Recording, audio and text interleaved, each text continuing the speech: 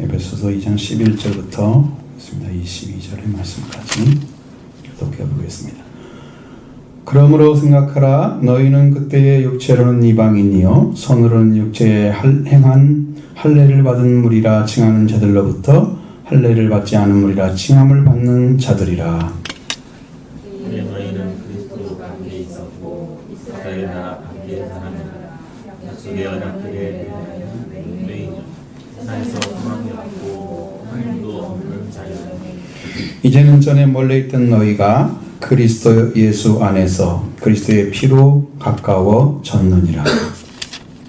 그의 화평이신지라 둘로 하나를 만드사 원수된 것곧 중간에 막힌 담을 자기 채워주시고 법조문으로 된 계명의 율법을 폐하셨으니 이는 이 둘로 자기 안에서 한 세 사람을 지어 화평하게 하시고 또 십자가로 이 둘을 한몸으로 하나님과 화목하게 하려 하시니라. 얻은 것을 십자가로 표현하시고 또 오셔서 먼데 있는 너희에게 평안을 전하시고 가까운 데 있는 자들에게 평안을 전하셨으니 이는 그로 말미암아 우리들이 한 성령 안에서 아버지께 나아감을 얻게 하려 하시니라. 그럼 이제부터 너희는 외인도 아니요 나그네도 아니요 오직 성도들과 동일한 시민이요 하나님의 권속이라. 너희는 사도들과 선지자들의 터 위에 세우시는 자라. 그리스도 예수께서 신이 모퉁이돌이 되셨느냐. 그 안에서 건물마다 서로 연결하여 주 안에서 성전이 되어가고 너희도 성령 안에서 하나님이 거하실 처소가 되기 위하여 그리스도 예수 안에서 함께 지어져 가느니라. 아멘. 여기가 중요한 부분이 뭐냐면 멀리 있던 사람들이 가까워지는 것, 그것이 중요하고요. 가까워져 있는 사람들끼리 막혀 있던 것들, 그걸 어떻게 깨트리는가, 그게 더 중요하고 두 번째 두 가지가 있습니다. 멀리 있는 사람들은 어떤 사람들이냐? 이방인들이죠. 이방인들. 그래서 육체로는 이방인이요. 그때에 그때는 지금 예수 안에 돌아오기 이전의 삶을 가리키는 말씀이죠.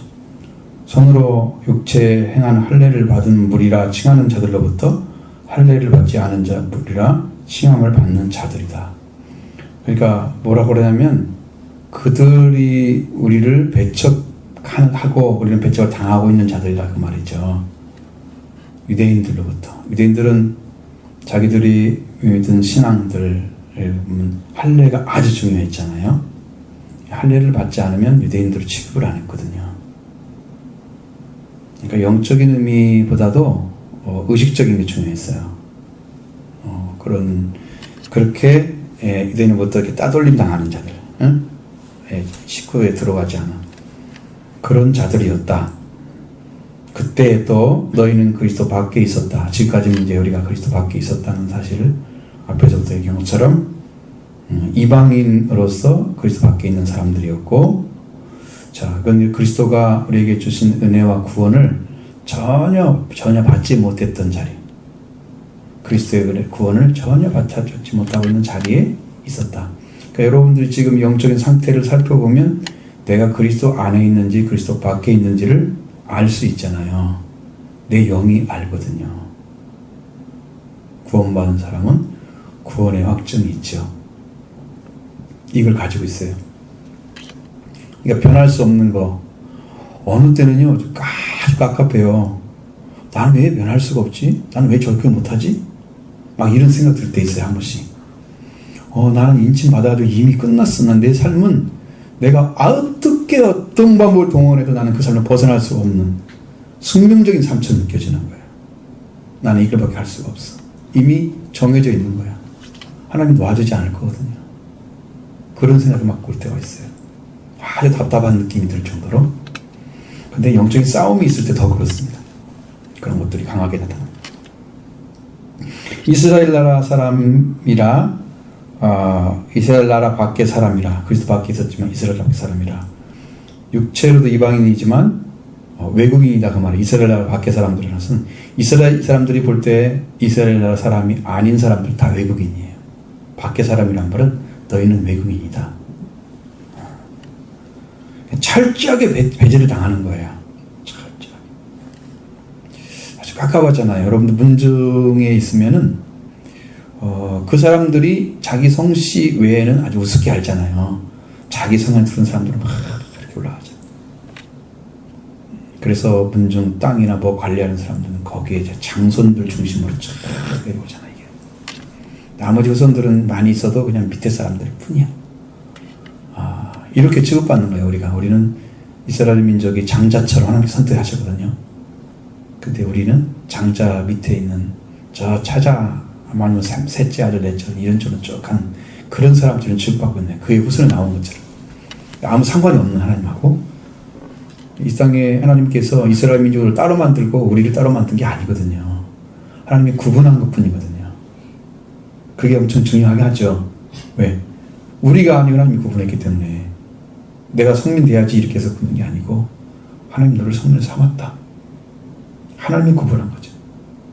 그게 중요한 한데 이렇게 되는 거예요. 그러니까 여기 이제 밖에 핏줄도 배제되고 그 다음에 전통도 배제잖아요. 그러면 약속들 이스라엘 나라에게 하나님께서 말씀을 주시면서 약속했던 것들이 있는데 그것도 그 밖에 있는 사람 돼버렸다.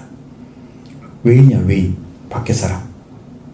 약속도 받을 수가 없는 미처 약속 안에 들어가서 그걸 내가 얻을 수 있는 기회가 주어지지 않았던 사람들. 한 번도 들어보지 않는 아브라함에 대한 이야기가 성경에만 써 있잖아요. 언제 들어봤어요? 교회를 다니니까 들어봤잖아요. 그전에는 아브라함의 문제 아무도 몰랐잖아요.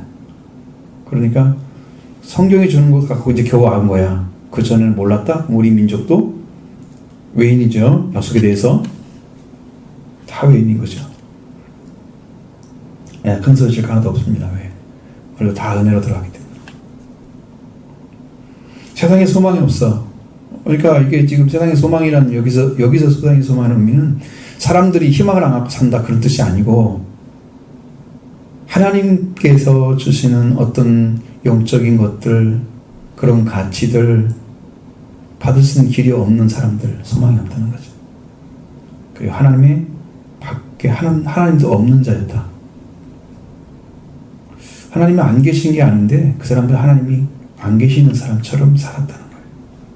자, 이렇게 철저하게 배제당하고 하나님과 관계에서 끊어져 있고 구원과 상관이 없고 혈통에서도 외인, 이방인, 외국인, 외인이 다 되어 있는 이런 자들이었다 너희들은.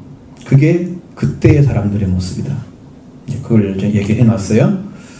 자, 이렇게 했으니까 이런 상태라고 하면 어떤 상태냐 그러면 하나님께 돌아와서 하나님과 가까운 관계를 맺을 수 있는 어떠한 조건도 없는 자들이죠. 그래 이제는 전에 멀리 있었던 이전에 너희가 멀리 있던 너희가 가까이 오게 됐다. 가까이 오게 됐다. 이게 뭐예요? 보혈의 능력입니다. 화목할 수 있는 유일한 방식, 하나님과 우리 관계가 화목할 수 있는 유일한 방식은 피밖에 없습니다. 주님이 흘리신 피 때문에 우리가 관계가 이루어지는 거예요. 그 그리스도의 피를 가진 자들은 그리스도 피 때문에 우리가 형제 관계가 만들어져요. 형제가. 성경에는 우리를 피로 값주고 샀다고 말씀하시잖아요. 피로 값주고 샀다. 이 피의 가치라는 것은 여러분 세상에서도 여러분이 하는 혈통이면 거기에 대한 어떤 생각들이 있잖아요. 느낌이나 생각이 어떤 가까워야 할 거예요. 가까웠죠? 그냥 그 생각이 생겨 저절로. 내 핏줄이다? 안 봤어도 멀리 떨어져 있어도 딱 만나면 옛날 핏줄 생각이 딱 나죠. 절대 멀리 있지 않는 거예요. 형제들을 가까이 있는 거죠. 왜? 마음상 그래요. 근데 믿음의 친구들은 더 그렇잖아요. 멀리 있어도 딱 만나면 항상 같이 있던 사람처럼 막 말이 통해. 생각도 통해. 신기할 정도로 통하잖아요. 그러니까 형제가 가까운 거죠.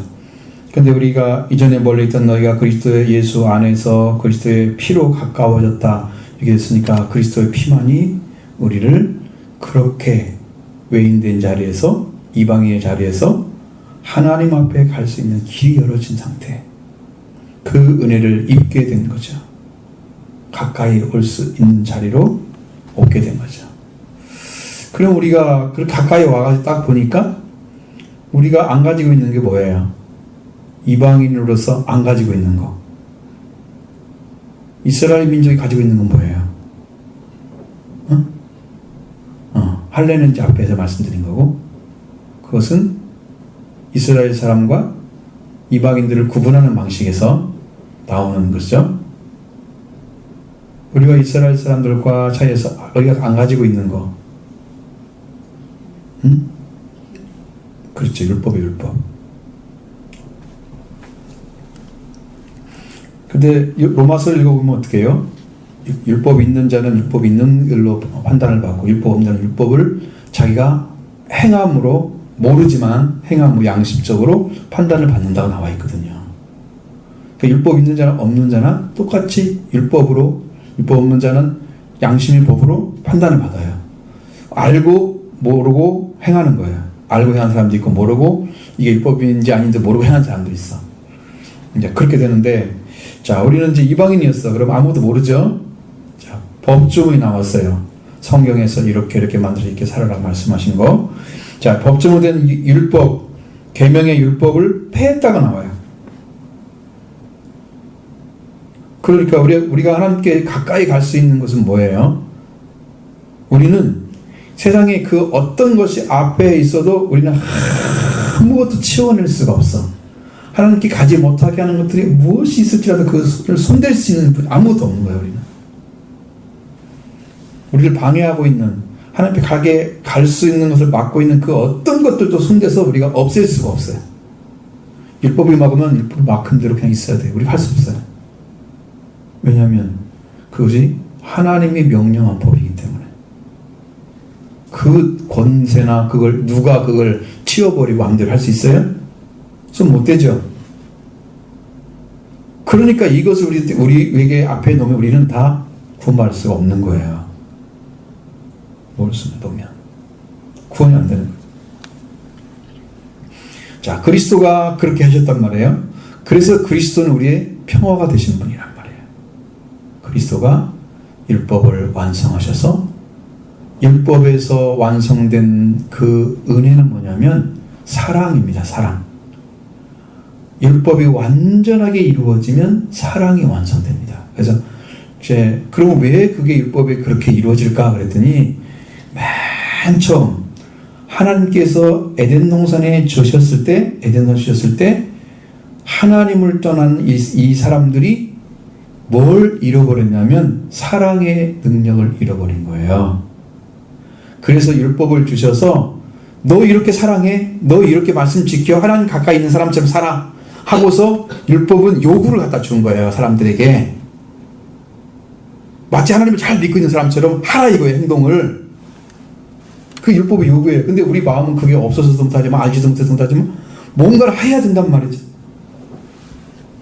하기는 하는데 완성을 지킬 수는 없어 사람이. 그래서 율법을 완성시킨 예수 그리스도가 우리에게 오셔서 사랑을 가질 수 없는 자리, 하나님의 사랑을 입을 수 없는 죽음의 자리에서 살려주신 거죠. 보혈로 씻어주시고 당신의 부활을 통해서 우리를 하나님의 아들 딸로 부활시켜주시고, 그래서 우리로 다시 하나님을 사랑하는 자녀 자리에 찾아준 거예요. 그것이 이제 우리 회복이란 말이에요. 우리가 이렇게 갈 수가 없는 것들을 예수 그리스도 통해서 이루어놓은 것이 이제 계명을 완성시킨 거예요. 그럼 우리가 그렇게 해서 하나님 우리 관계가 어떻게 했다? 화목 관계가 이루어지는, 화평이 이루어진 거예요. 평화가 만들어진 거예요.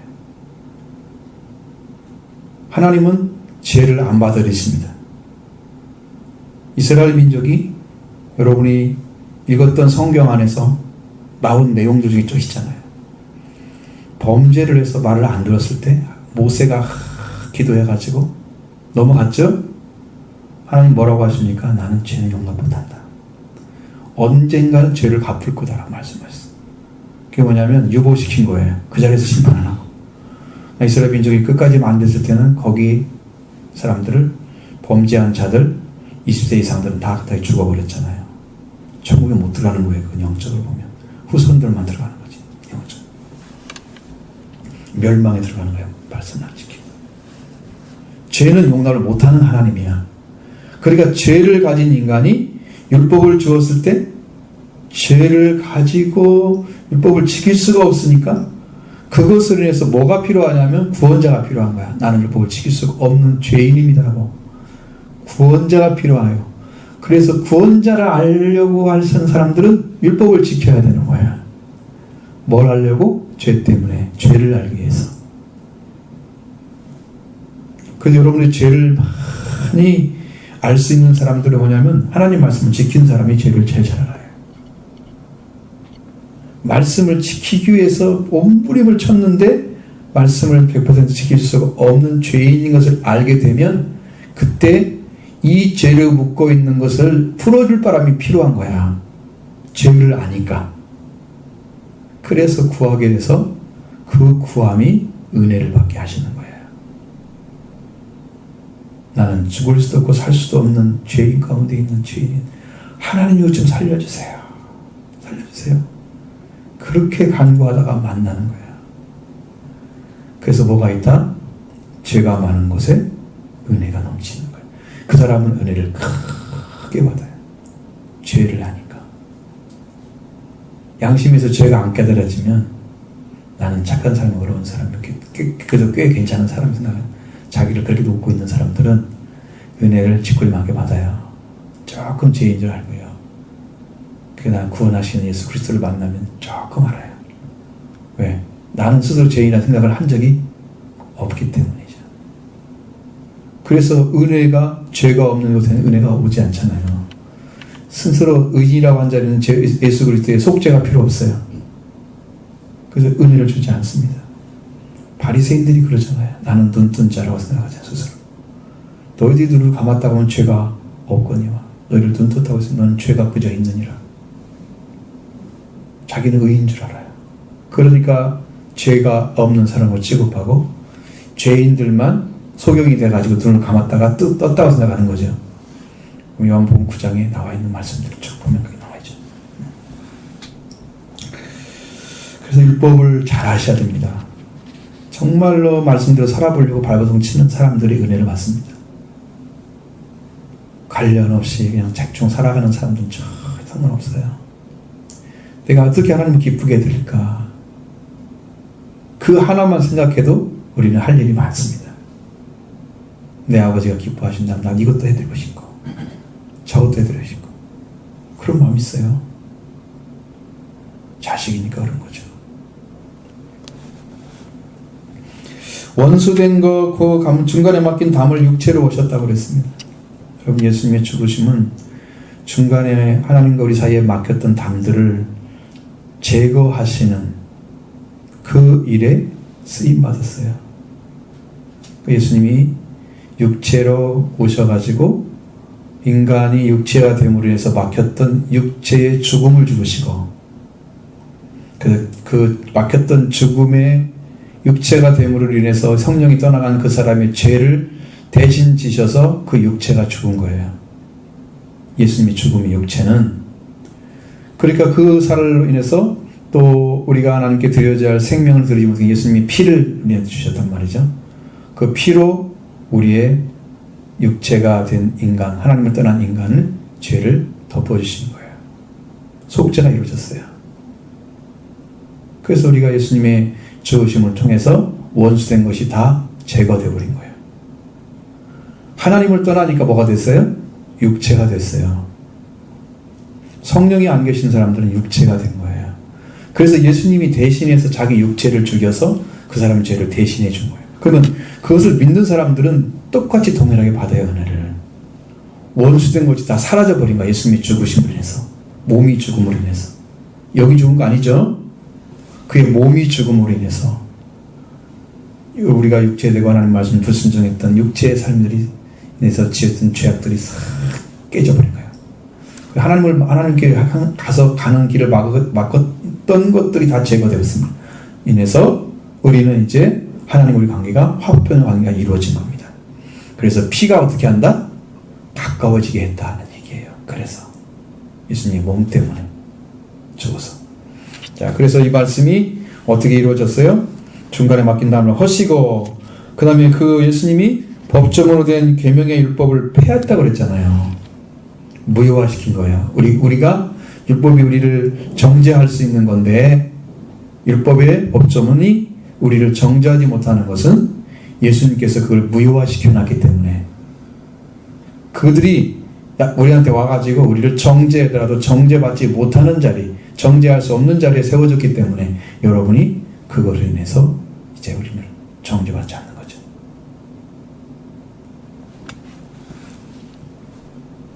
그래서 이제 이게 무탈해요. 그리스도의 피가 오면은 우리는 이제 죄에 대해서, 율법에 대해서 다 뛰어넘을 수 있는 그 근거를 예수 그리스도의 피와 예수님의 죽음을, 육체 죽음을 통해서 만들어졌어요.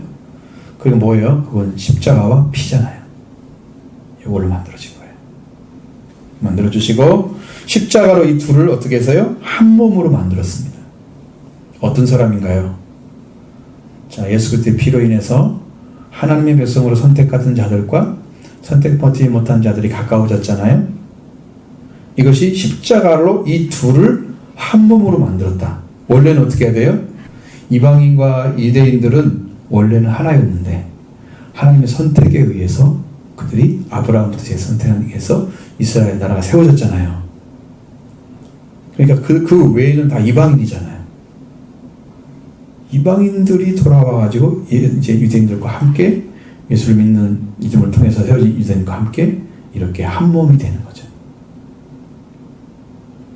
그럼 이제 우리들이 우리 대한민국 사람 말고 외국 해외 사람들, 외국 사람들이 우리 하나 될 수 있는 것은 당연히 예수님의 피 때문에 하나가 되는 거예요. 그들도 하나님의 백성으로 부름받고 하나님과 화목관계가 이루어졌어요. 합평이 이루어진 거예요. 그 사람을 만나면 이 영적인 건 똑같아요. 언어는 안 통할지 모르지만 이 영적인 건 똑같은 거야. 그걸로 이루어졌기 때문에. 그래서 하나가 되는 거야, 순간에. 거기서 언어를 잘하는 사람들이 딱 옆에서 이렇게 해주면 전부 기쁨을 누려. 그 자리에서. 이 은혜를 입은 사람들. 동일한 자녀이기 때문에. 너무나 감사하죠. 이루어지는 거예요. 둘이 자기 안에 한 세 사람을 만드시고 화평하게 하셔서 십자가로 이 둘을 한 몸으로 하나님과 화목하게 하려 했다. 여기서 또 원수된 걸 십자가 소멸하시죠. 여러분 이게요 하나님과 우리 관계에 원수된 것이 있어요. 응? 그 다음에 이방인과 유대인들 간에 원수된 게 있어요. 요것이 둘 다 없애야 돼요. 양쪽 다. 이건 하나님과 사람의 이 관계에서 없어져야 할 거고, 이것은 이스라엘과 이방인들 사이에서 없어져야 할 거예요. 이걸 주님이 다 해결하신 거예요. 십자가를 통해서. 피로 말미암아 하나님 관계가 이루어졌고요. 십자가를 통해서 자기 죽음으로 육체의 죽음을 가진 인간들을 다 예수님이 죄를 담당하셔서 양처럼 끌려가서 죽으심으로 인해서 육체의 죄를 이제 원수된 걸 깨뜨려 버린 거죠. 그래서 예수님의 피와 예수님의 몸의 피를 통해서 예수님의 몸을 통해서 우리가 하나님 관계 이루어지고 육체 관계 가진 인간의 삶도 이루어지고 그래서 한 몸이 됐어요. 그 예수님의 십자가와 피를 믿는 사람들, 그걸로 내 안에 속죄가 이루어진 사람들은 이런 형제 관계가 이루어진 거예요. 그럼 어떻게 해요? 이제는 형제로 살아요. 원수가 아니에요. 언제나 만나도 형제같이 살아요. 영적인 관계가 만들어졌어요. 그래서 한 몸이기 때문에 이제 하나가 됐죠. 이방인들과 유대인이. 그럼 하나님과 이제 화목 관계가 이루어져야 되겠죠. 당연히 이루어집니다. 원수된 것을 16절 원수된 것을 십자가로 소멸하시고 이랬잖아요. 십자가의 은혜는 하나님과 관계만 이루는 게 아니고 사람의 관계도 이루는 거예요. 아주 오묘하게 십자가 이렇게 만들어져 있잖아요. 이렇게 오묘하게. 이것이 없이는 이것만 둥둥 떠 있을 수 없죠. 옆에가. 그렇죠?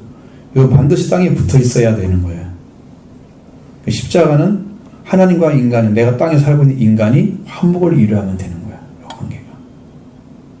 그래야 우리의 삶이 진척이 돼서 이제 이웃 관계가 어떤 사람인지 동일하게 사랑하는 이웃 관계가 이루어지는 거예요. 이 십자가의 원리가 대단히 중요합니다. 십자가의 원리가. 그러니까 내가 이 땅에 살고 있는데 나하고 하나님과 화목됐어요. 지금 십자가 하나가 세워졌어요. 하나님 관계가 딱 세워졌어요. 예수님의 피를 통해서. 응? 자, 이웃 관계가 딱 세워졌어요. 이 깨어진 관계들. 이 관계가 세워졌어요.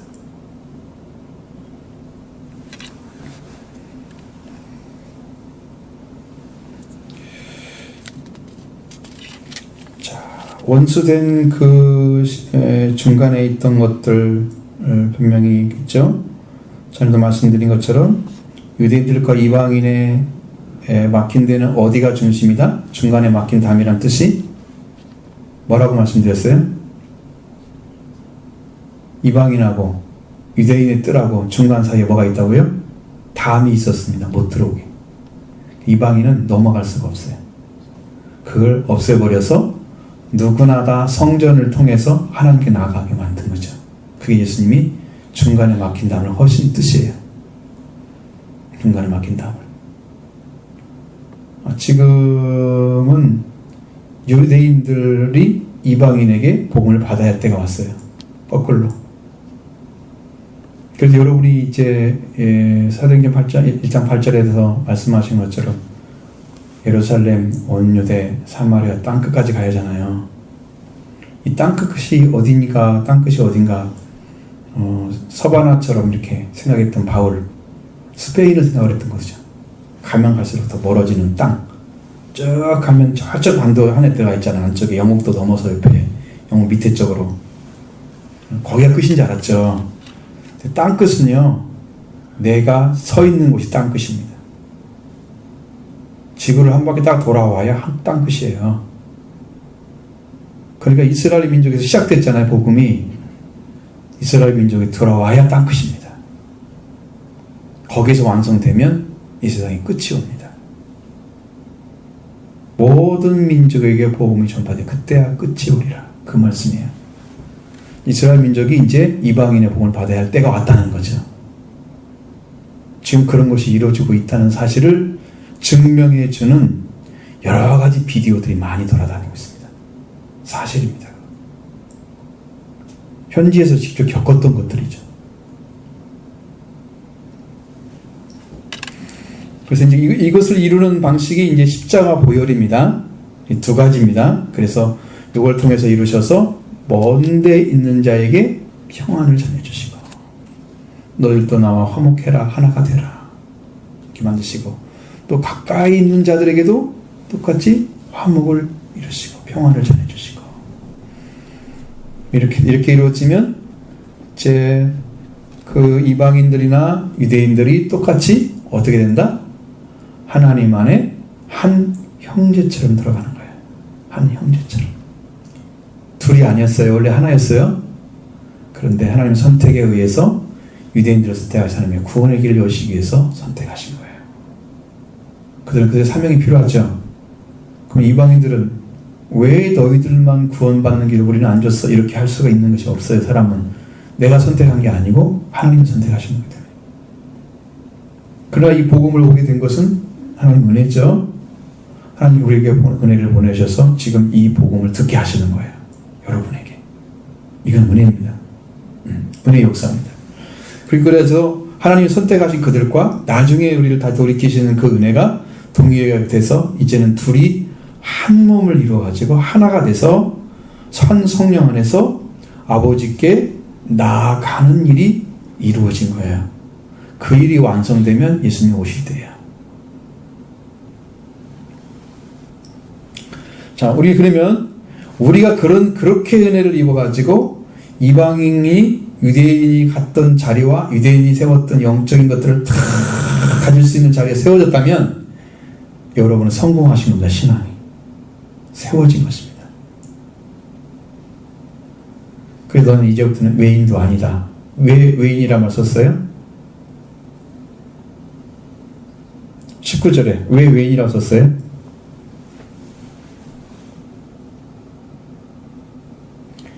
외인은 누가 외인이라고 불러요? 외국 사람이라고 이방인을 포함하는 건데 왜 불러요? 누가 불러요? 이스라엘 사람들이 불렀죠. 이스라엘 사람들이 너희 왜 이방인이야 이렇게 못한다는 거예요. 그거 아니야. 우리는 돌아왔어. 우리 이방인이 아니야. 아니라는 거죠. 너희는 지금부터는 그게 아니다. 십자가와 그의 피로 화목을 이루고 평안을 찾은 사람들은 이루어진 거예요. 그것이. 우리가 더 화목을 더 이루려면 여러분도 예수님의 보혈로 씻음 받고 십자가로 인해서 묶였던 장막들이 싹 무너지고 중간에 막힌 담도 사라지고 그래서 깨끗하게 정결돼서 여러분 우리 사이가 어떻게 돼요? 성령 안에서 하나된 관계가 만들어지면 우리 안에 화목이 이루어져요. 그러면 언제나 만나도 행복합니다. 너무 감사하죠. 이런 형제가 있으니까 감사하죠. 그게 행복한 거예요.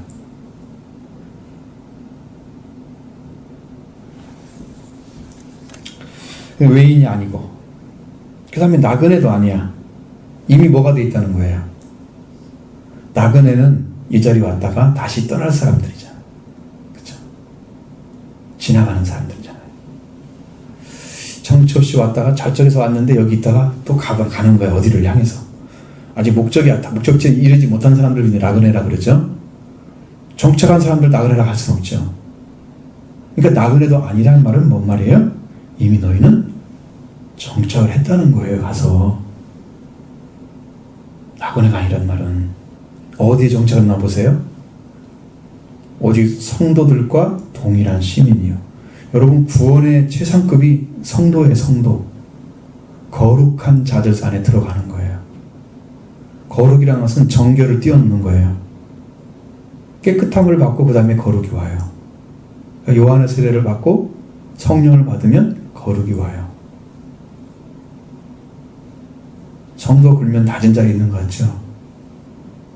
여기 성도들과 동일한 얼마나 놀라운 말이에요. 성도들과 동일한 시민이래요. 이거 어디 있는 사람들이에요? 천국에 있는 사람들이에요.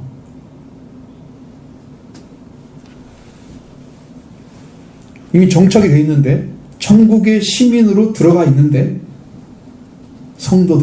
그들 성도들 거기에 들어간 사람들과 똑같은 자리에 동일하게 거기에 지금 들어가 있는 정착한 사람들. 여러분 예수님의 피와 십자가를 통해서 이루어진 은혜를 받으면 이게 다 내 것이 되어 있는 거예요. 지금 하나님 나라에 여러분 시민권 가지고 있다는 거예요.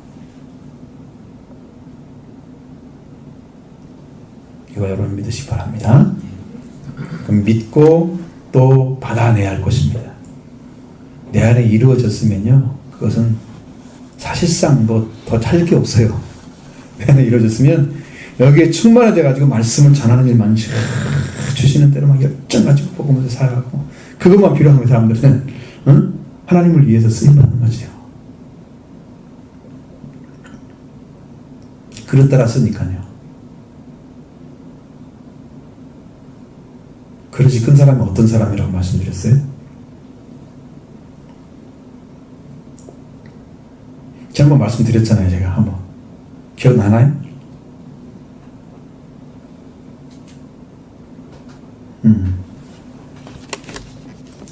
바울이 자기를 표현할 때 뭐라고 그랬어요? 나는 지극히 작은 성도보다 더 작은 나에게. 자, 지극히 작으니까 지극히 곱하기 또 지극히잖아요. 그냥 가장 작은 자보다 더 작다는 거예요. 이런 나에게 하나님 은혜를 줬다는 거예요. 그릇이 작은 자는요, 큰 자는 자기를 가장 겸손하게 할 자리에 쓴 사람들이에요. 그래서 은혜를 몽땅 입혀줘도 교만할 수가 없어요. 그릇이 크기 때문에 감당하는 거예요. 내가 작은 자임을 할 때 나는 겸손해진 거예요. 겸손해져야 그릇이 큰 거예요. 그릇이 커야 하나님이 큰 은혜를 베풀고 그를 사용하시는 겁니다. 조금만 은혜 받아도 금방 서고 다 된 것처럼 생각하고 이런 것도 있잖아요. 그릇이 임하는 거야. 조금만 배지도 않아. 큰 그릇은 겸손합니다. 그러니까 여러분 하나님 앞에 은혜를 받으면 받을수록 작아져야 됩니다. 자기가 커지려고 하는 사람들은 성경에도 크고 작은 자는 젊은이가 되고 그렇죠? 다른 사람 섬기는 종이 되라고 말씀하고 있잖아요. 크고 작은 자, 큰 사람은 섬기는 거야. 작은 사람은 섬김 받는 거야. 예수님은 큰 분이기 때문에 잘 보시면 인류를 다 섬기고 계시잖아요. 크신 분이기 때문에 자기 목숨을 주어 섬겼잖아요. 우리를. 목숨을 대속물로 주려 함이니라. 섬긴 거예요. 우리를. 하나님보다 큰 분이 없잖아요. 그러니까 섬긴 거예요. 우리도 끌려오면 그렇게 잘 맺어요. 하나님의 권속이라고 써 있습니다. 하나님의 가족이 된 거예요. 하나님의 식구. 이런 것은 이제 별로 크게 안 보이나요? 가족된 거? 여러분 예수를 구주로 믿고 여러분 예수 그리스도의 보혈로 씻음받고 그의 보혈로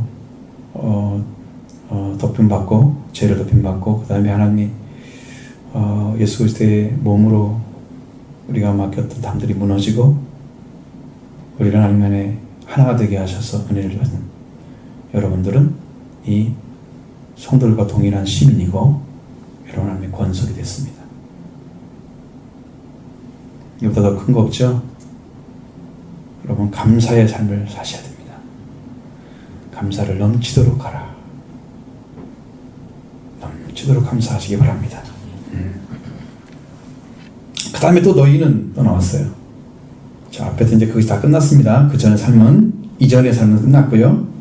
이제 새로운 삶이 됐죠. 이제는, 자, 이제에 들어간 사람들, 너희는 사도들과 선지자들의 터 위에 세움을 입은 자라. 자, 스스로 쓴 게 아니고 세움을 입었다는 것은 수동적인 거예요.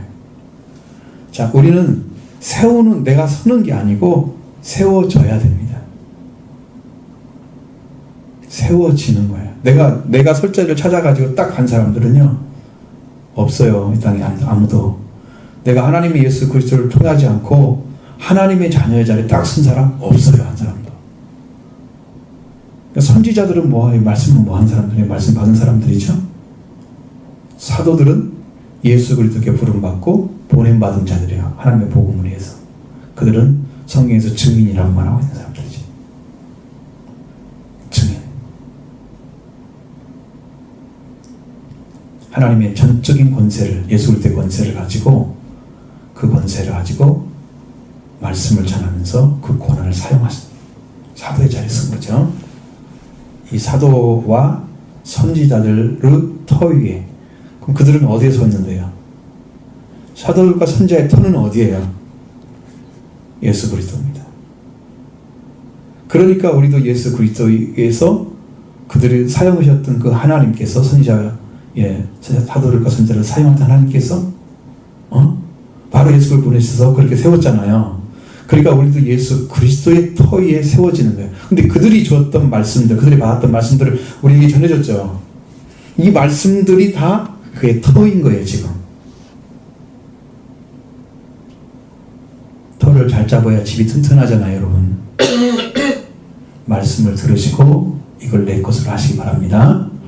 이건 성경에서 말씀하신 예수 그리스도가 말하는 것처럼 내가 한 말을 듣고 행한 자는 숫자를 반석에 두은 지혜로운 사람과 같으니 그 사람만 안 무너집니다. 신앙이 어떠한 돌별 변수가 와도 그 사람만 안 무너집니다.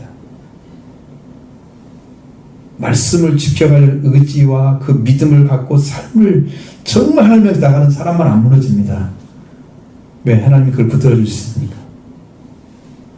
왜 그럴까? 그 사람이 보니까 모래라고 하는 것과 반석은 어떤 차이가 있어요? 무슨 차이예요? 어디의 차이예요? 주초라고 그랬잖아요. 집의 기초를 말하는 거죠. 여러분의 신앙의 기초가 이렇게 선지자들과 터 위에 세워지면 이게 주초를 바르게 둔 거예요. 이들이 전했던 말씀들 자체가 이미 반석이에요. 이걸 여러분이 가지고 지켜가면 여러분은 완전한 집을 지을 수 있습니다. 그런데 선지자들과 사도들과 선지자들 터 위에 세워진 사람들은 무엇을 위해서 지금 받냐 그러면 이게 여기 한 가지 첨가했어요. 그 말씀 뒤에 21절 나누면 하고요. 그리스도 예수께서 친히 모퉁이들이 되셨느니라. 요 말씀이 중요해요. 핵심적인 이야기예요. 사람들은 예수 그리스도를 버렸잖아요. 하나님은 예수님을 다시 취하다가 모퉁이들이 되게 하셨는데 그 모퉁이들 자체가 뭐라는 거예요? 그게 머릿돌인 거예요. 사람들은 머릿돌이 못 되게 하려고 버려버린 거예요, 예수님을. 건축자들이죠, 건축자들이. 지금 이 땅에 예수 그리스도를 믿고 있는 사람들도 될 수 있습니다. 근데 그보다 더 중요한 사실은 거기보다도 그 앞에서 이스라엘 민족이 하나님의 집을 짓는 사람들이었어요.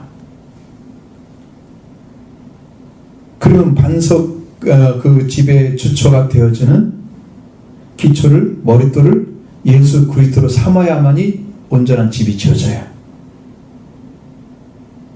근데 이 사람들은 예수 그리스도를 빼고 지은 거예요. 던져버렸어. 하나님이 다시 찾아다가 모퉁이 돌이 됐는데 이게 머릿돌이야. 원래는 사람들 보기만 이상해. 근데 하나님은 머릿돌로 세우신 거예요. 그 머릿돌로 세워진 그 집의 기초에 누가 있다고? 사도들과 선지자가 세워진 거야. 예수 그리스도에 의해서 시작된 그 사람들이 사도들과 선지자들이다 그 말이에요. 그러니까 이 말씀이 중요하죠. 이 기초가 아니면 기초는 없는 거예요. 예수 그리스도가 여러분의 주인이 되시고 하나님 말씀이 여러분의 반석이 되셔서 여러분이 온전하게 세워지면 이 집은 무너지지 않습니다. 어떤 변수가 와도 문제가 생겨도 안 무너집니다. 이것을 넘어뜨리는 존재는 없어요. 왜? 이것 자체가 이미 마귀를 이긴 권세이기 때문입니다. 마귀가 손에 넘어진 사람들은요, 이 주초가 없기 때문에 넘어지는 겁니다. 껐떡만이면 이렇게 힘들고 좀 신앙이 왔다 갔다 하고 막 그러잖아요. 이 주초 자체가 그리스도가 아니기 때문에, 예수 그리스도가 아니기 때문에 세워진 것처럼 하다가 또 넘어지고 또 넘어지고 이러는 거예요. 예수 그리스도, 주님이 하나님께서 세우신 예수 그리스도 중심으로 여러분 신앙이 이루어지기 바라요. 그것이 우리가 오늘 말씀드린 그 복음의 시작도 바로 거기 나오는 거예요. 그분으로 시작하셔야 됩니다. 거기서 이루시길 바라고. 그 다음에 21절 그 안에서 그리스도 예수죠. 그리스도 예수 안에서 건물마다 서로 연결하여 주 안에서 성전이 되어가고. 이건 연결이 되어져 있어야 되겠죠. 한 분 한 분이 연결이 되어 있어야 됩니다. 여러분 한 분 한 분이 연결이 되어 있습니다. 이건 뭘로 연결되어 있을까요? 매일 손잡고 있을까요?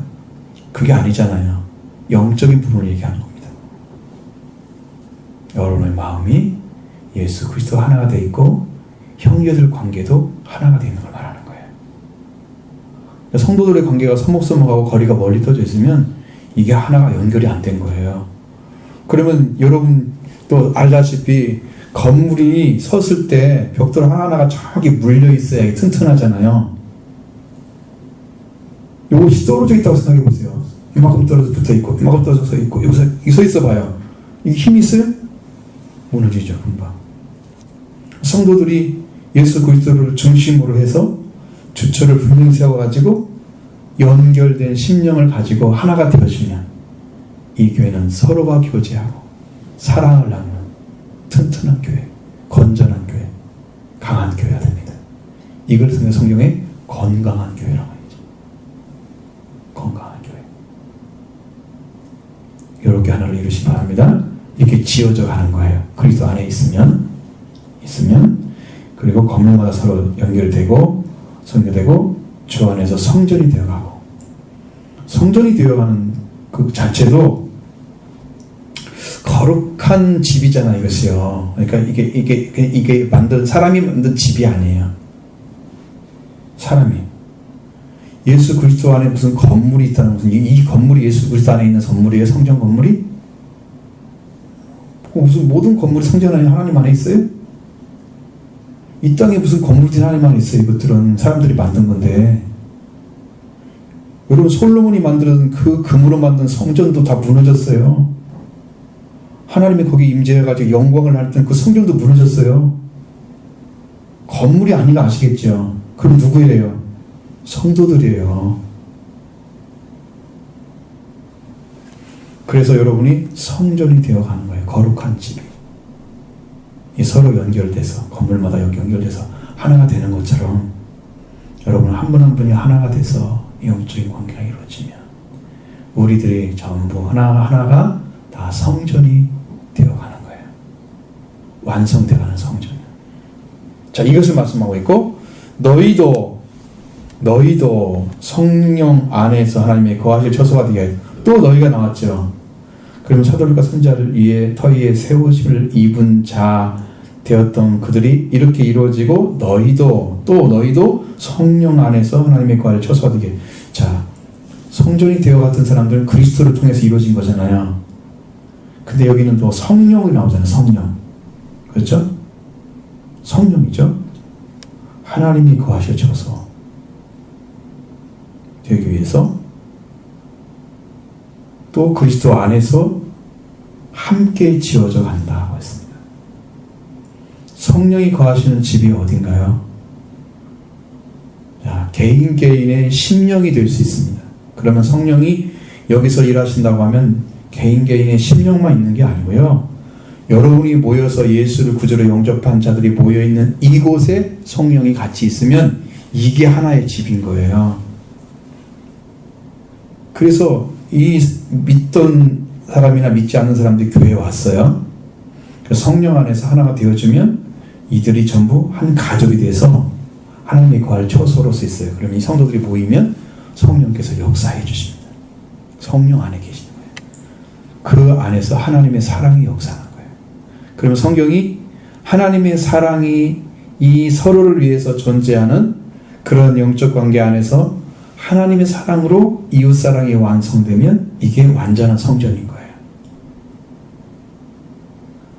그냥 있으면, 우리가 하나님 안에 있으면 너무 좋다, 이렇게 행복하게.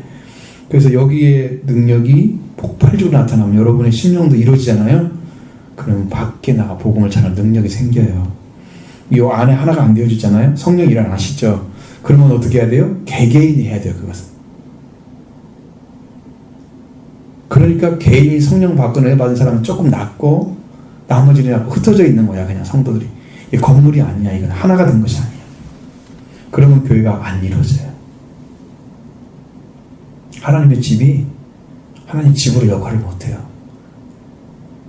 여러분, 사람들도 그렇잖아. 아니, 이제 교회가 큰 교회들은 그게 보니까 등치만 컸지 여기 성령의 역사가 없는 거야. 성령의 역사 보면 맨날 방언이나 아니면 은사일만 얘기하지. 성령 역사 그런 거 아니에요. 성령은 열매가 나와야 돼요. 성품이 만들어져야 돼요. 오면 성령을 받으면 영 안에서. 여러분, 몸이 큰 비대한 사람이 걸어가려면 힘들죠.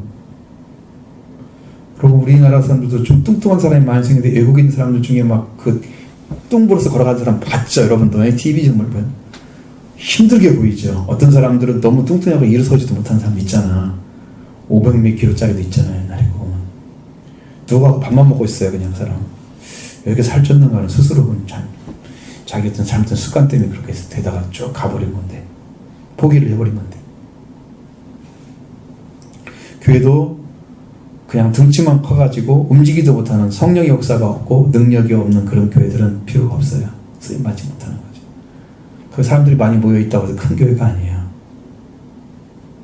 성령이 일하는 교회가 큰 교회입니다. 하나님이 일하는 거예요. 여러분들이 큰 교회의 기둥이 되어주셔야 됩니다. 이게 영적인 이치예요. 하나님의 거하여 처소가 되기 위해서 그리스도 예수 안에서 함께 지어져 간다. 그러니까 그리스도 예수께서 머리가 되어주시고 우리는 몸이 되어져서 하나하나가 쫙 맞춰져서 지어져 가는 거예요. 이 짓는다는 것은 여러분이 다 조화가 있어야 돼요. 결합은요 아주 굉장히 정확하게 되어 있어야 돼요. 결합이 영적인 관계가 잘 만들어져 있어야 돼요. 관계가. 성도가 적어서 그렇지 여기가 한 100명만 딱 앉았다 생각해봐요. 이 사람 한 분 한 분이 그렇게 되기가 쉬워요? 거듭나지 않고는 절대 불가능한 겁니다. 이런 교회가 생기가 아닙니다. 하나님의 거하실 처소 성령으로 지어진 거죠.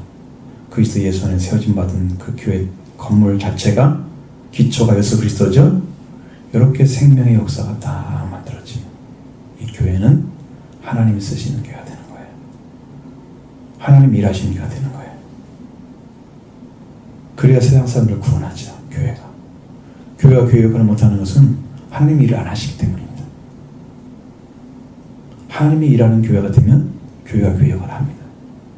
제대로 된 교회죠. 이제 그 길을 지금 여기서 이 말씀 통해 잡는 거예요.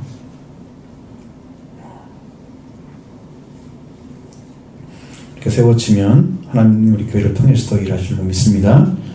더 놀라운 위치를 세워줄 것입니다. 앞으로.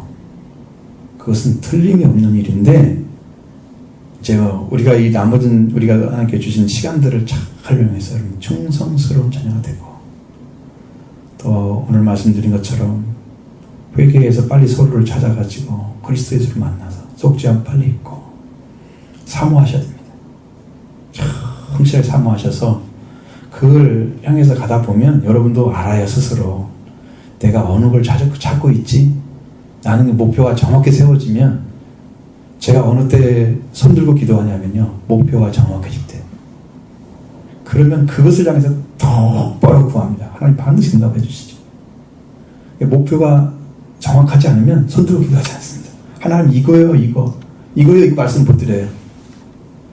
여러분도 신앙이 이거라고 이겁니다. 하나님 이거요 이거 찾아주세요. 제가 있어야 돼요. 그 필요하고 막 기도하는 거예요. 하나님 나를 좀 봐달라고. 여러분이 목표가 찾아지기 바랍니다. 말씀 들었잖아요. 아침이랑 오늘까지도 어제 오후까지도 이것들을 찾으시면 여러분이 찾아진 만큼 영적인 회복이 일어나고 성장도 일어나고 그 다음에 확증이 오니까 여러분 증인 될 수 있습니다.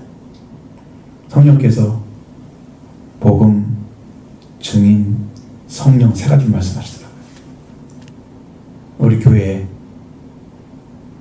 해야 될 일이 뭡니까 물어봤더니 그 세 가지를 딱 알려주는 거예요.